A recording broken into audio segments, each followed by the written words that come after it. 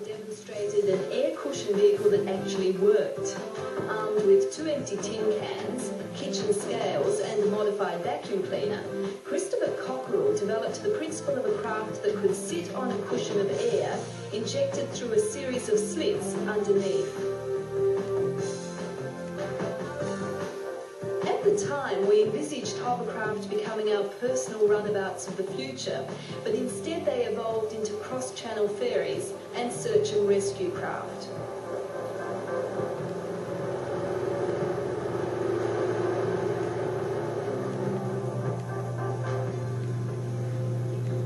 But hovercraft have several drawbacks. They are notoriously noisy and often unreliable. They are difficult to manoeuvre, and they tend to nosedive or plough into the water when you stop or make a turn. Wayne Piper and Don Saunders thought they had the answer to all these problems in the design drawn up by Don's father. But to make sure the idea hadn't been tried before, they visited major hovercraft factories overseas. Then, convinced they were onto something new, they spent 5 years refining their idea. The hover shuttle's exterior design is borrowed from space movies, but its propulsion and control mechanism is entirely original. Instead of having 2 fans, one to provide thrust and another to provide high pressure for the air cushion, this one does both. And the secret lies in the design of the blades. As you can see, the blades overlap. And if you run your hand across the face of a blade, you can feel a slight S shape. These 2 things combine to give this high pressure, high volume airflow. 25% of that airflow is directed downwards into the space underneath the hovercraft, where it fills out the rubber skirt and forms an air cushion for the hovercraft to move about on. The remaining 75% is directed into a large duct, which channels it straight out the back of the hovercraft, thus propelling it forward. This was the really tricky part. It took 9 months to perfect the design of this duct, so that the high-pressure air from the fan up above would be converted into a really powerful forward thrust when it came out here. There's just one more feature. In future, production line models will have a horizontal aerofoil across the back behind the rudders to control the pitch movement of the hover shuttle. The rudders are used to steer the hovercraft by changing the direction of the airflow.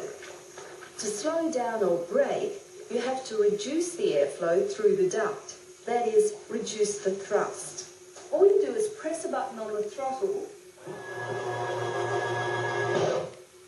and the air is directed forward through these ducts instead of shooting out the back. And if you position these flaps halfway up and halfway down, half the air comes out the front, half out the back, and the hover shuttle remains stationary. The hover shuttle's ducting system makes it relatively easy to manoeuvre on land and water, and the designers say it handles ice, mud flats and swamp just as well.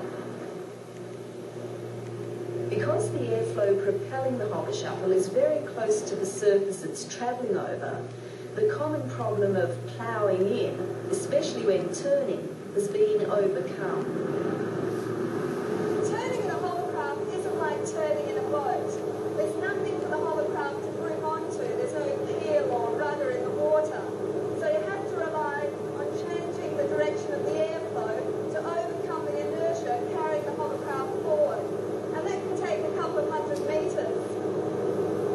It's a bit tricky, but once you learn the technique, it's not a problem.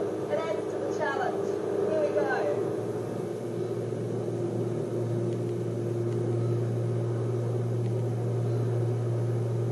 Noise is always a problem, but the hover shuttle's fan design and layout make for at least a quieter ride.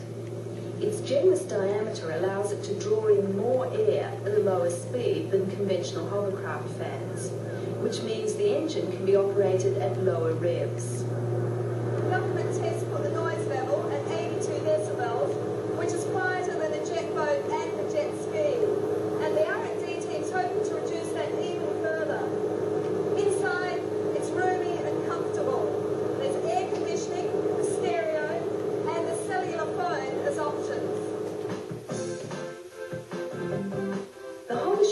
powered by a water-cooled Mazda rotary engine, converted for the marine environment. Top speed is 80 kilometres an hour, and it can ride a swell of up to about a metre. The hull is made from lightweight fiberglass and Kevlar, and the payload is 5 people.